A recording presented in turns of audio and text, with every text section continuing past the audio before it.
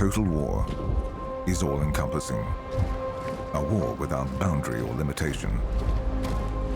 In the Second World War, massive armies advanced, confronting whole populations with impossible choices.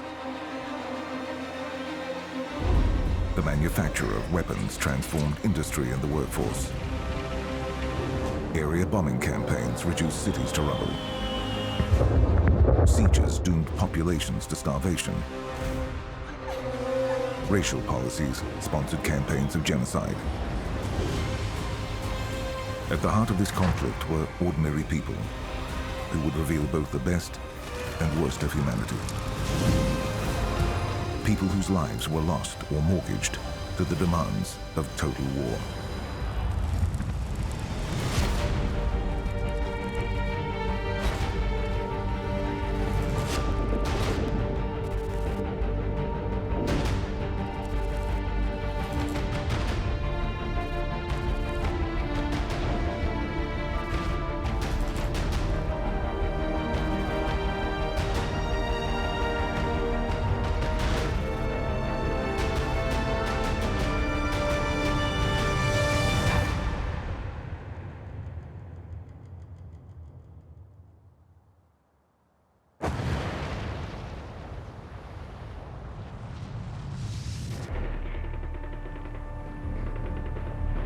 In 1945, after years of fighting and destruction, the Allies claimed their victory.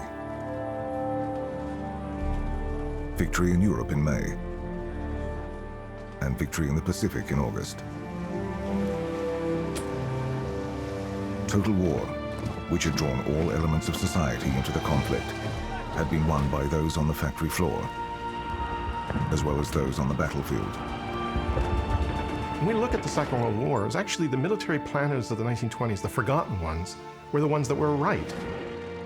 It was the big economies that won the Second World War. It was those peripheral great powers, the British Empire, the United States, and the Soviet Union, that could absorb the initial attack, the onslaught, and then mobilize the resources they needed for the second stage of the war, which was victory. The end of the war was greeted with euphoric celebrations in the streets of Allied nations. Cheering civilians and servicemen and women swamped the streets. Relief and joy mixed with the grief for the millions whose lives had been taken by total war. But the celebrations belied the work that remained in the aftermath. Total war devastated cities, towns, and villages. It took the lives of tens of millions of civilians and displaced millions more. Those who survived faced the challenge of rebuilding a broken world. The true depth of the war's brutality became apparent during the final advance to victory. As they moved through Europe, Allied forces began liberating survivors in Nazi concentration camps. In January 1945, the Red Army liberated Auschwitz. Now, the Germans had evacuated the camp, and they sent the inmates from there and all the other massive camps in the Far East on what were called forced marches to the west to try and hide what they had done. But there was a great deal of evidence left of the mass extermination that had occurred. Massive piles of spectacles, of suitcases, clothing, men's and women's suits, massive piles of hair, and of course, crematoria, some with bodies still in them. British troops faced similar scenes. The British liberated Bergen-Belsen.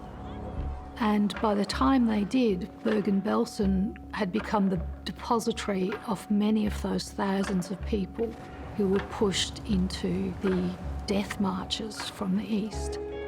So this camp that was originally not designed to be an either extermination camp or even a big concentration camp was crammed full of 60,000 people, most of whom were in a terrible state. They were walking skeletons, diseased. When the British liberated it in mid-April 1945, they were absolutely appalled and shocked and overwhelmed with what they found. 10,000 people died within the next 3 weeks. They couldn't be saved. In 1945, the liberation of the camps shocked the world. It was very clear that the Nazi regime had behaved with extreme brutality, yet the specificity, the kind of distinctiveness of the fate of the Jews was really underappreciated. The Allies filmed the liberation of the camps and showed the devastation that had been left behind in Buchenwald and Belsen and elsewhere. And yet the documentary film they made, Nazi concentration camps, only mentioned the word Jew once. The Allied advance liberated the camps. For many, the approach of liberation was the signal to rise in resistance, to fight from street to street, sometimes at tragic cost. As the Red Army advanced towards Warsaw, the Polish capital, in July 1944, Soviet authorities encouraged the underground to rise against the German occupation. The Home Guard was wary of Soviet intentions, but hoping to win Warsaw from the Germans before the Red Army could liberate the city and capitalize on its victory, ordered the uprising. The Polish Home Guard, with some 50,000 troops, was initially successful in the push against the German occupiers. In 3 days, it had gained control of most of the city. But when German reinforcements arrived, the tide turned against the Home Guard. The Red Army held back, and the Allies failed to resupply the city. The people of Warsaw suffered for the next 63 days. Hitler ordered the city to be flattened, and special demolition squads went out, accompanied by experts, to destroy any building or monument of cultural value.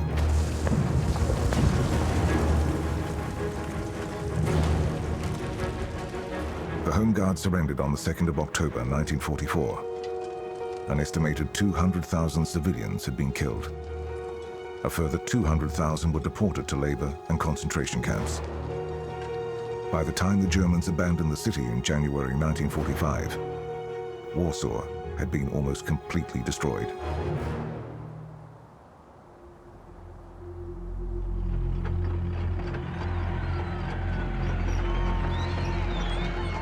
As the Soviet Union moved through territory which had been occupied, populations that had been drawn into total war were viewed with suspicion.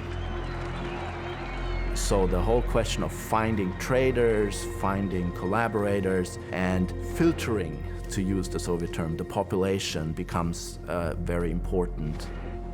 It's a huge operation of trying to find out who were collaborators and who were not, as the front moves the other direction. Consequences for those identified as traitors varied. There were very clear distinctions made between levels of punishment. You would really have to have either caused the death of Soviet citizens, helped in the extermination of the Jews, or really been a major political collaborator with the Germans. In France, the Allied advance and liberation also brought with it a mixture of joy and terror. Village after village that lay in the path of total war was shattered in the quest for liberation. Bombardments, which were used to secure the beachhead on D-Day and beyond, did not discriminate between civilians and the German contingents at which they were aimed. Lacking precision, the weapons made civilians unintended victims in their liberation. In the 5 northern departments, close to 20,000 French civilians lost their lives in the liberation of Normandy. Many of those who were not killed were forced to flee. Houses, barns, cattle, crops, roads, and bridges were all lost in the destruction as the advancing Allies fought to gain control.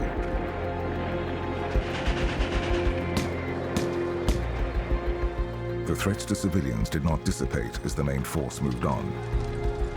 Some members of rear support units caused unease through public drunkenness or shouting in the streets. Looting was common. Cases of robbery, sexual assault and murder were all reported in the newly liberated lands. Patterns of damage following liberation that were mirrored in the Pacific. No, the war in the Far East is by no means an easy affair. The cost in human lives is appallingly heavy.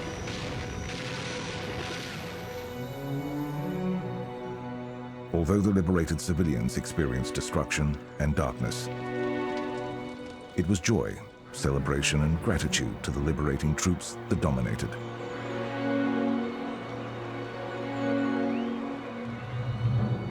After liberation, France sought to create a story of triumph that placed the resistance at its center.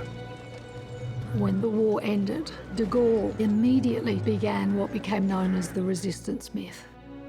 And that is that the vast majority of the French people had combined to resist German occupation, and that only a small and insignificant minority had collaborated. And that's not true. The reason for de Gaulle's narrative was France was defeated, it was humiliated, it was divided, it needed to rise from the ashes, and it needed a story, a good story to tell itself. But the story of the resistance was more complex than the myth suggested. Less the story of French resistance than of the resistance in France. In fact, the so-called French resistance is full of Spanish Republicans, Polish, Hungarian and Romanian Jews, Italian anti-fascists, and indeed German anti-Nazis, who are quite prominent in the French resistance. So it's a much more diverse, multicoloured, cosmopolitan story than the one that's often told. Not all who joined the French resistance were French, and not all French men and women joined the resistance.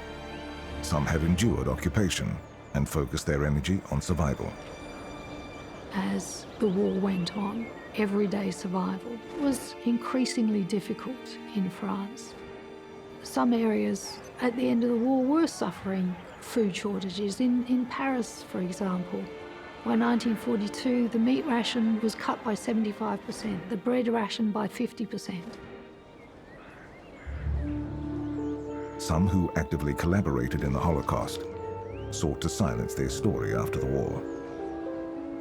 The fact that Vichy had a role in the deportation of Jews from France, not only foreign Jews, but also a lot of French Jews who were caught up in the deportation. And this was a big roundup of Jews in Paris in July 1942, and they were housed in this cycle stadium called the Velodrome d'Hiver. And from there they went to Drancy, which was a kind of holding camp in a housing estate on the outside of Paris, and then they went to Auschwitz. And the French police, was responsible for rounding them up.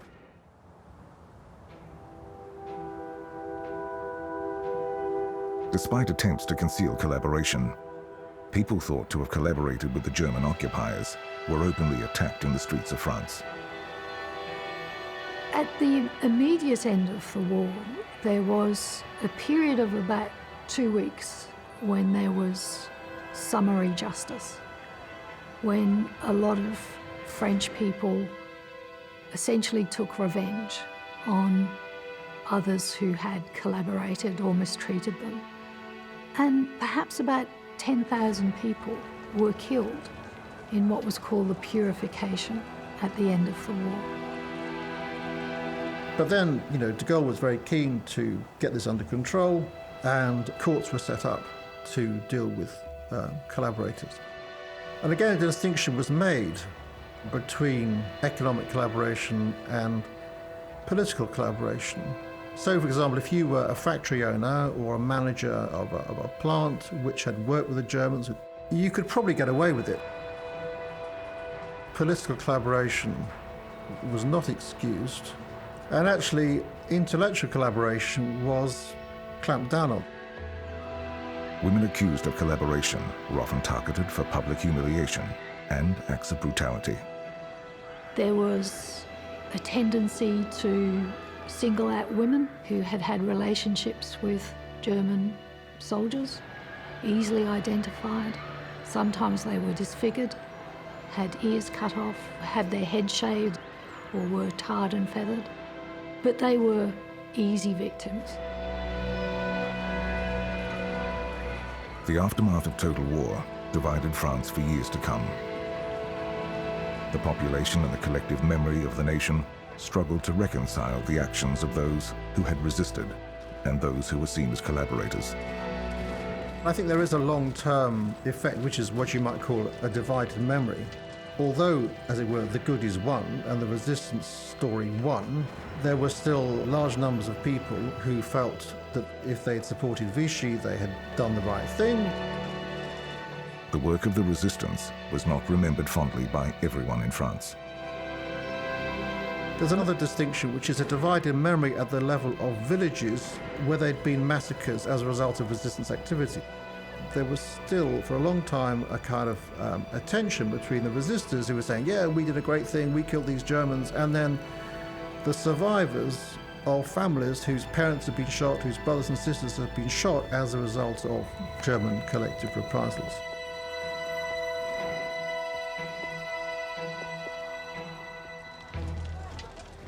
Attacks on collaborators were not confined to Europe.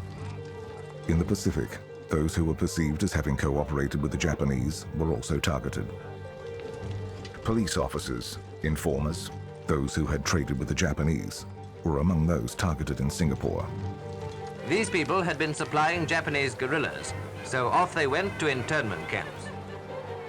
Retribution against collaborators is not unique to total war, but the occupation of many nations, which had been an aspect of total war, made collaboration and the reprisals that followed more widespread. Where occupying forces had mixed with the local population, guilt could be assigned to civilians as well as the enemy. Among them apparently was at least one Gestapo man. He was posing as a Dutchman, but a Russian girl denounced him. Eventually, he was marched away for interrogation, while a crowd of workers made their feelings perfectly clear with ironical cheer.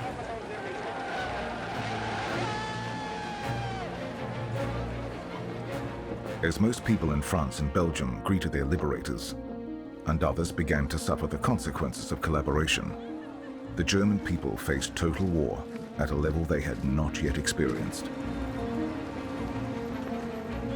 Hitler had resisted Joseph Goebbels' calls to impose total war conditions on the German population until 1944. In August, he appointed Goebbels the Reich Plenipotentiary for total war. It's only then that he becomes the Goebbels of public memory. In other words, previous to this, he just had control of radio and cinema. Really, the late war is the apotheosis of Goebbels. Goebbels stays in Berlin. Goebbels creates the Volkssturm, this great people's army, which is the final resource and which is going out to battle the Bolsheviks man to man. The Volkssturm, a people's militia, was created in September 1944. Boys and men between 16 and 60 were recruited into service. Women took their place, armed with pistols, manning anti-aircraft guns. Men, women and children built fortifications and dug trenches. Goebbels mobilized the German people to fight on German soil in a last-ditch attempt to save the Nazi regime from the consequences of defeat. At last, they were mobilized for Goebbels' total war. But Goebbels hedged his bets. He also sent a memo to Hitler, suggesting a brokered peace with Stalin to end the war. Hitler would not compromise. In the end, he would only accept total victory or total defeat. In 1944, he still clung to the desperate belief that the impact of the wonder weapons would help secure victory. People often ask the question, why do the Germans keep fighting? And they keep fighting if you have this National Socialist perspective because there is no peace. The peace will be the destruction of the German people. It's also true for the Nazi leaders that they know that their own freedom and likely their own lives are going to end with the loss of the war.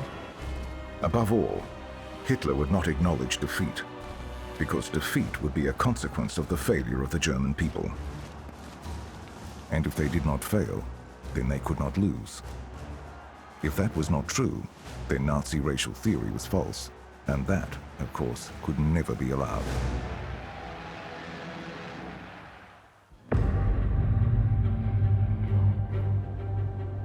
The German people had endured aerial bombing on a scale never seen before, but they were spared the destruction of battles in their own cities, towns, and villages until the final stages of the war, when armies were fighting on German soil.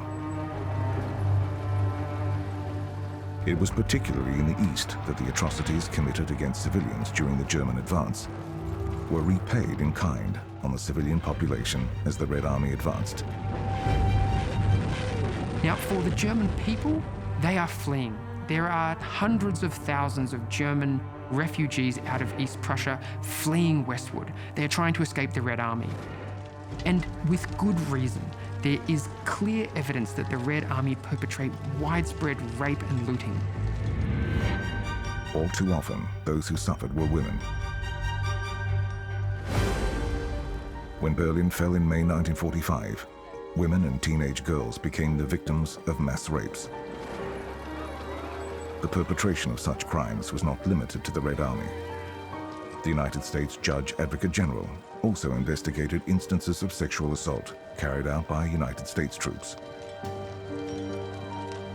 The Allies entered Germany as conquerors, and some behaved accordingly.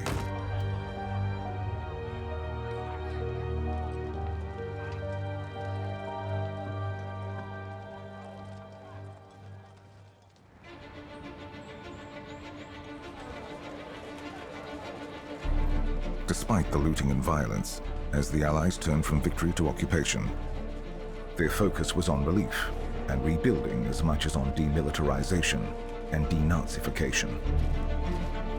At war's end, Germany was divided into 4 zones: the United States of America, Great Britain, France, and the Soviet Union, each being allocated a zone for administration. It was an arrangement that was to divide Germany for 4 decades. In 1949, the Western democracies merged their zones, creating the German Federal Republic, known as West Germany. The Soviet Union rejected the plan to create a stable German democracy, and its administrative zone became the German Democratic Republic, East Germany. So the aftermath of total war planted the seeds for the Cold War. The shadow of things to come also spread across the aftermath of the Pacific War. The United States and Soviet Union agreed to a temporary division at the 38th parallel of what had been the Japanese colony of Korea. The increasing tensions between the United States and the Soviet Union made this temporary division permanent. From Seoul, capital of Korea, pictures of the recent clash between nationalists and communists. A number of communists were rounded up. Suspected of being snipers, they were searched by Korean police. The Soviet Union fostered a communist regime in the north. The United States supported a nominally democratic government in the south. The embers of a new conflict, born of the old, began to smolder. They were set alight in 1950 with the outbreak of the Korean War.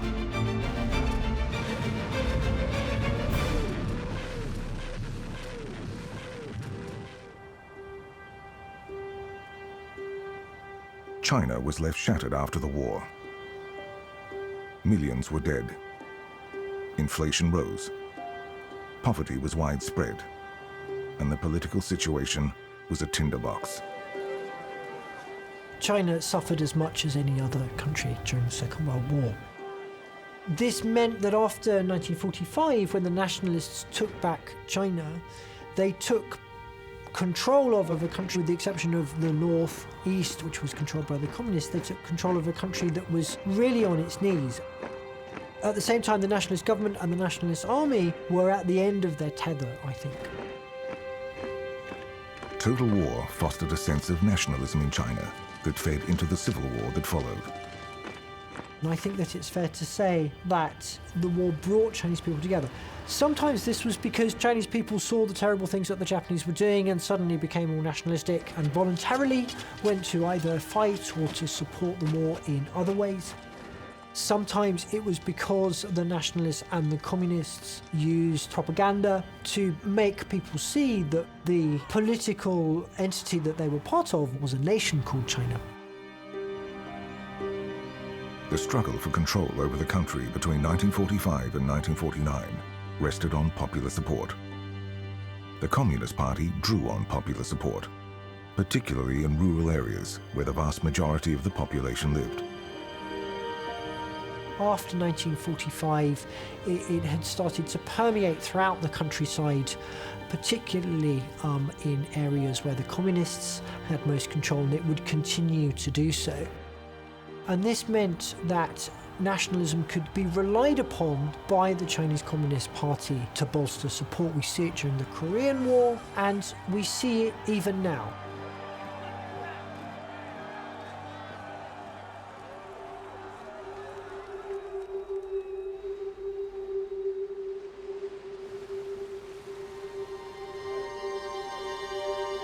For Japan, total defeat meant the loss of sovereignty. The Allied occupation of Japan was led and managed by the United States. Great Britain, the Soviet Union, and China had advisory roles through the Allied Council, but the final authority and the future of Japan rested with General MacArthur and the US. We are gathered here, representatives of the major warring powers, to conclude a solemn agreement whereby peace may be restored. It is my earnest hope, and indeed the hope of all mankind, that from this solemn occasion a better world shall emerge out of the blood and carnage of the past. The idea of total defeat means that the entity, the state sovereignty itself, dissolves and is completely overtaken by that of the conqueror. And of course, that is what happens with Japan. Japan loses its sovereignty. It ceases to have a foreign office. It ceases to have a government that is allowed to talk with other governments. They have to go through the occupation government. The occupation of Japan initially began with a focus on punishment, demilitarization, and reform. The British Commonwealth Occupation Force was charged with supervising the demilitarization and destruction of war materials. But the humanitarian crisis that existed in the aftermath of total war was not lost on the victors. So the extent of urban devastation in Japan is extensive. The economy is in free fall. The population is dying. The colonies and the occupied lands from which Japan drew foodstuffs during the empire, they've all been suddenly cut off. And the harvest in 1945 is devastating. So people are not eating. The Americans then realize they need to help in some ways support Japan in this free fall. The economic and humanitarian crisis also provoked a fear that Japan might be swayed by the growing communist influence. The Americans in some ways see the writing on the wall and begin to discuss how do we bring Japan into our framework of liberal capitalism so that it doesn't fall into what is seen to be kind of this Red Sea that's overtaking East and Southeast Asia.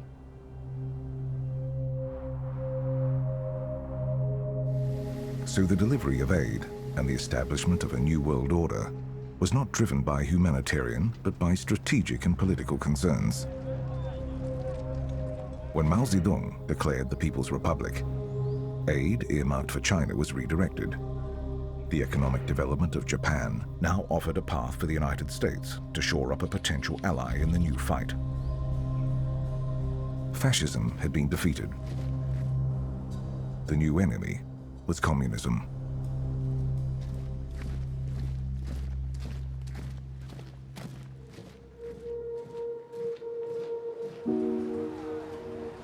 The United States was not alone in providing aid in the aftermath of war. A lesson learned from the failed peace of 1919 was that the United States could not withdraw into a policy of isolation. Where after the First World War, it had refused to join the League of Nations. After the Second, it was the prime mover of and location for the United Nations.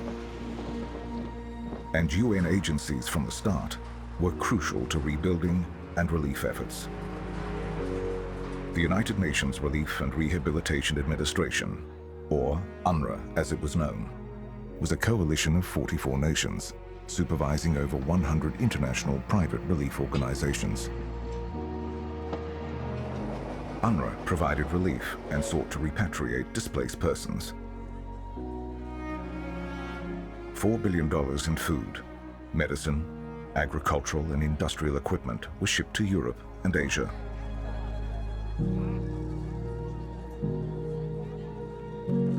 The repatriation of refugees proved to be one of the greatest challenges in the aftermath of total war.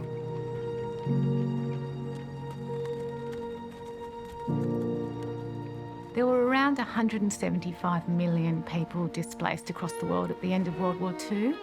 This included, of course, the 60 million people displaced across continental Europe. But there were also 90 million people displaced in China, so internally displaced people following the Japanese invasion. The loss faced by refugees was profound. It was more than just the loss of a house and possessions. For home is more than a house. It is the core of social connection, the sense of place and neighborhood, the climate and the pace of life. It is a sense of security and familiarity. The war had torn many homes apart, separated children from their families.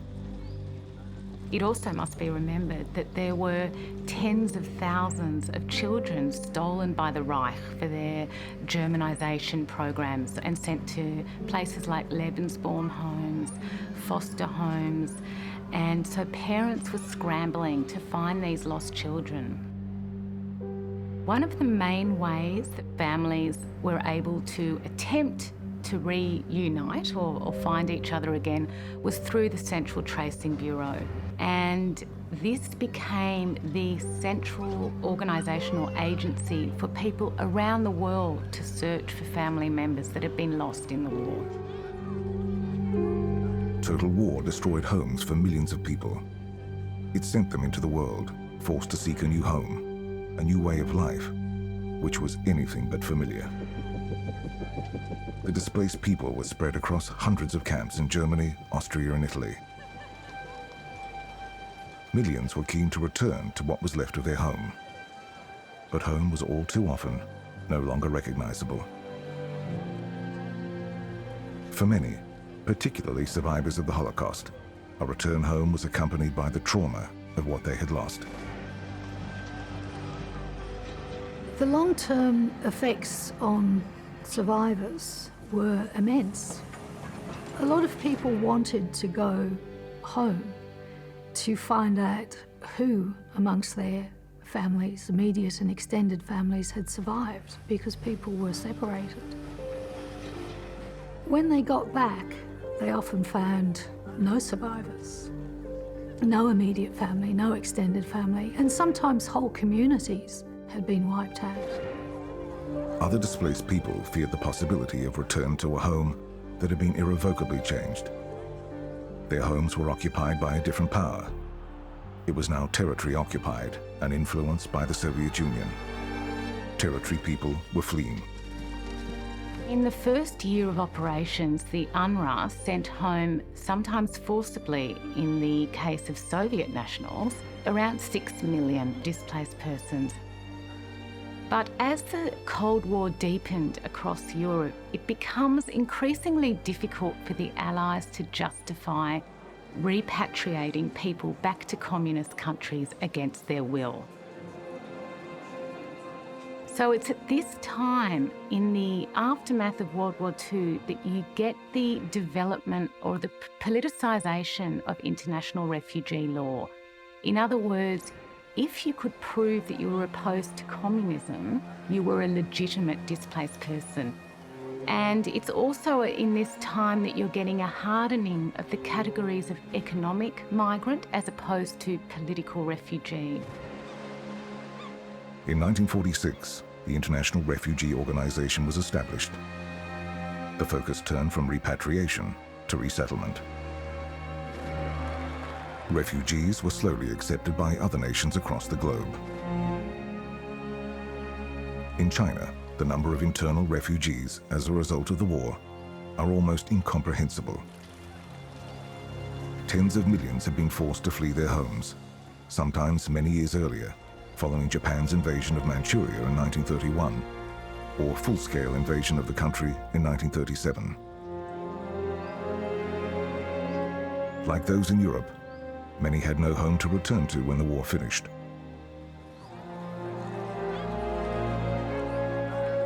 As displaced people sought refuge in countries across the globe, the United States continued its efforts at economic rehabilitation with the implementation of the European Recovery Plan, the Marshall Plan.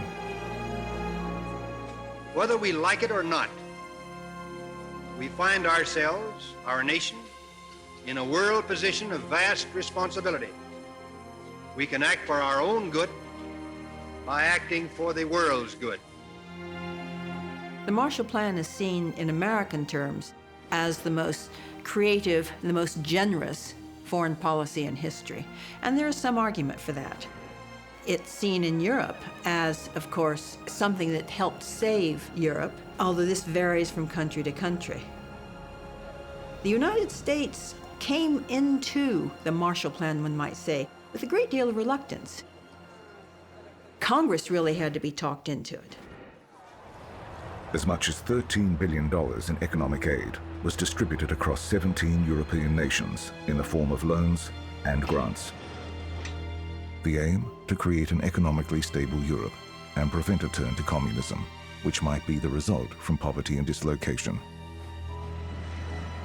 The United States was very worried that its production, which after its industrial growth in the Second World War, would so outstrip its ability to consume it, that it would go into deep depression. Because remember, who could buy these exports anymore? Therefore, they had to get dollars in European hands. Implemented between 1948 and 1951, the plan was successful. The gross national product of the Western European nations involved rose by 15% and 25%, and the plan fostered the renewal of industry. The relief efforts helped to fuel the dominance of the United States in the post-war world.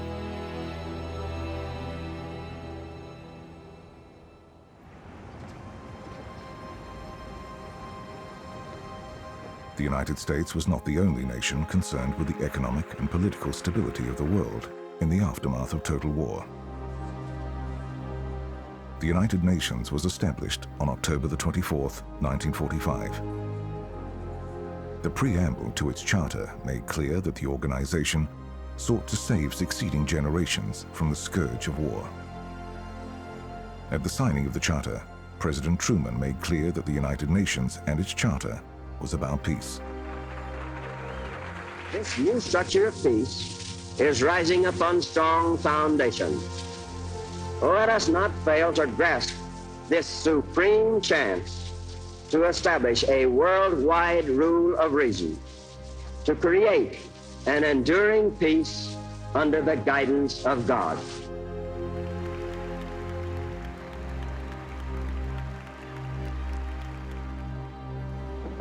The aftermath of total war predictably engendered hopes for peace. But the violence of total war also turned the attention of the Allies to the pursuit of justice and retribution for atrocities committed by Axis powers.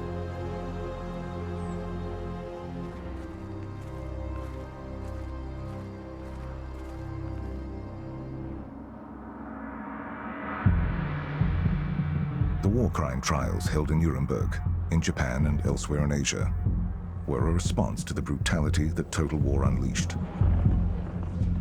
Brutality that demanded a new class of offense, war crimes, and a new word for a new crime. genocide. And perhaps the hope that justice would ensure against similar violence against civilians in the future. As the crimes committed were unprecedented, lawyers introduced new concepts which are regarded as milestones in the history of international law. These concepts were crimes against humanity, war crimes, and crimes against peace. And on the grounds of these charges, those Nazi leaders could be put on trial and sentenced.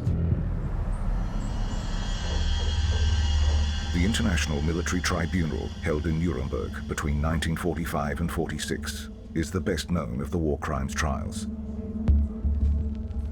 Between 1946 and 1949, the United States military conducted 12 further tribunals known as the subsequent Nuremberg proceedings. These tribunals led to the conviction of 97 defendants. The occupying powers in Germany also conducted zone trials. The American, the British, the French, and the Russian took over the prosecution in their zones of occupation, while the Americans centered on the International War Crimes Tribunal in Tokyo. The International Military Tribunal for the Far East began in Tokyo in 1946. That only puts on trial a very small number of Japanese important leaders, both civilian and military. There were 28 individuals at the outset, although a few drop out due to various circumstances. So in the end, 25, which if you think about the length and breadth and depth of Japanese issues and imperial atrocities, it's a very small number. The United States and General MacArthur took the lead on the Tokyo Tribunal. Other Allied nations conducted tribunals elsewhere in the Asia-Pacific region. There are also, however, in East Asia, 5,700 individuals who are brought up in about 2,200 some odd cases in what are called the B-C class war crimes tribunals. And they take place in about 49 different venues throughout East and Southeast Asia, over a period from pretty much 1945 all the way to 1951. The war crimes trials were not a flawless carriage of justice. There are many problems with all of the war crimes trials, and the more we look at them, I think the more we come to understand, in many ways, they're not victor's justice. Critics will call them, certainly in Japan, ex post facto law, which means they are law created after the fact and then applied retroactively, grandfathered in, which is, of course, normally completely illegal to do. However, using the tool of law as a way to find justice, as a way to avoid further and continued retribution, to end a cycle of violence that had continued for decades in East Asia, I think was not only very novel, but also had a massive impact. The Geneva Convention, adopted in 1949, sought to prevent such atrocities being committed again. The severity of World War II led to a fundamental change in the way in which civilians were viewed. Despite the fact that this was a war in which civilian targeting became increasingly acceptable, it was a war that was so barbaric, so total in the devastation that it wrought against civilian populations, that it was very important in spurring the rise of the human rights agenda. International law, the redevelopment of the Geneva Conventions that protect civilians came out really of the devastation witnessed in World War II.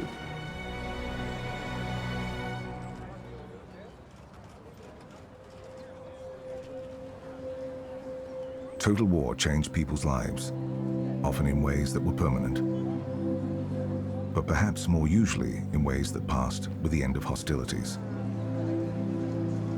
Total war had, for example, mobilized women to varying degrees around the world. A change in women's roles had been necessary to the conduct of the war. But it was often seen as a temporary measure, not a change which should be sustained in peacetime.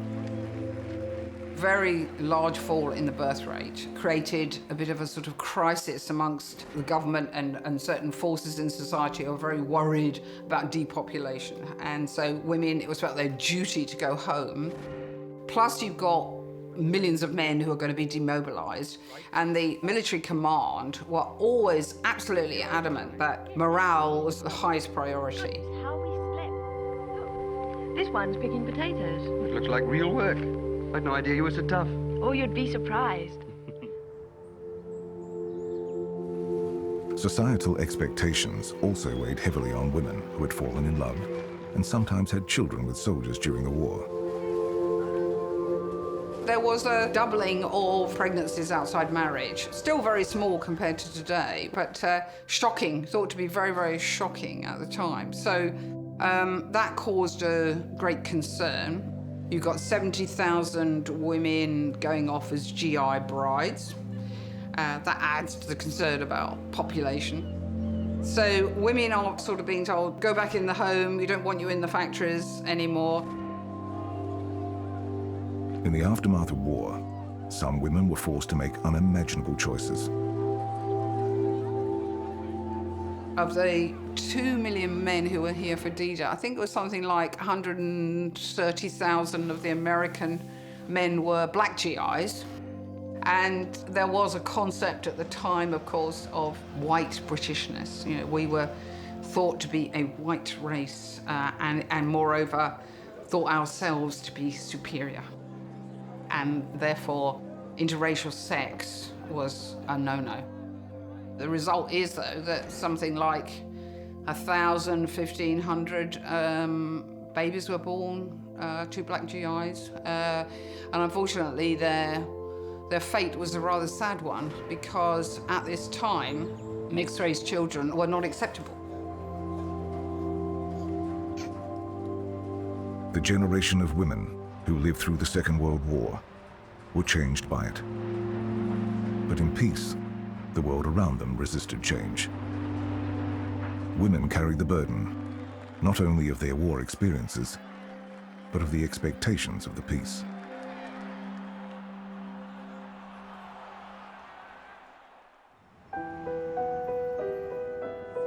The tribunals and conventions in the aftermath of total war sought to prevent similar atrocities occurring again.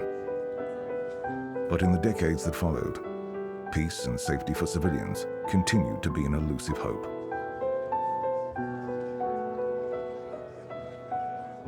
What we have learned after the Holocaust, after Nuremberg, modern societies find it completely easy to unleash genocidal campaigns, ethnic cleansing, you might call that, in order to solve their national, religious, and social problems. That once you have done that, and once you've shown it's possible, it can be repeated.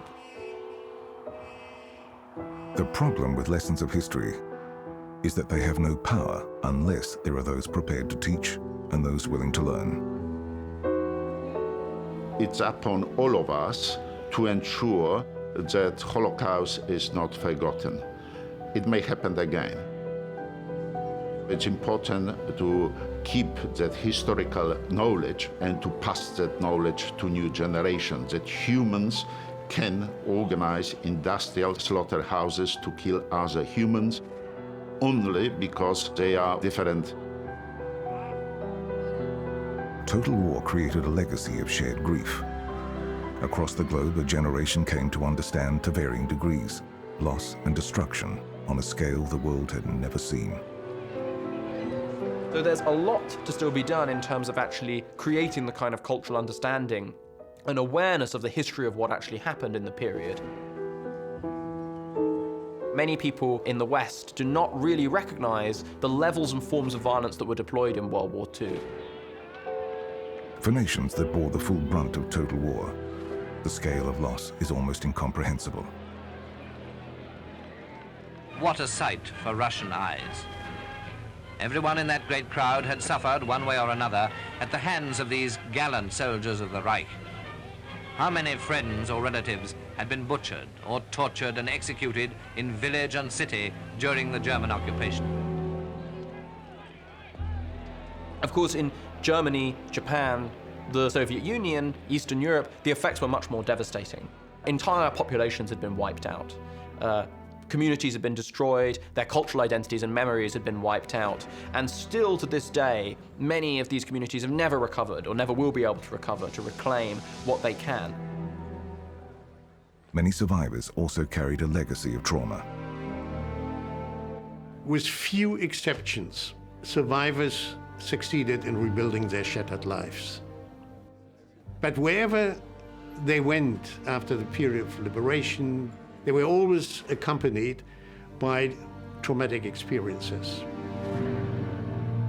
The effects of total war on survivors were not only psychological. Innumerable military personnel and civilians suffered wounds that lasted a lifetime.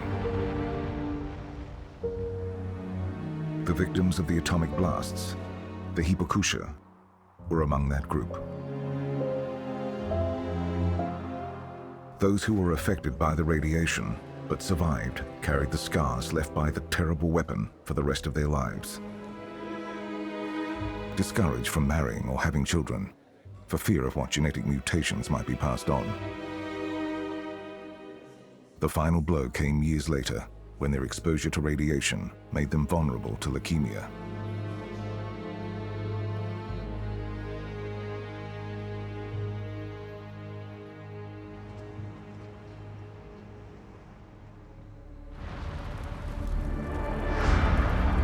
So devastating was the total war that extinguished at least 60 million lives, that its repercussions defined the world for decades afterwards. Because it was total war, it influenced and infected every aspect of life. It is somewhere in the explanation for everything about our modern world, often in ways that we are only just beginning to acknowledge.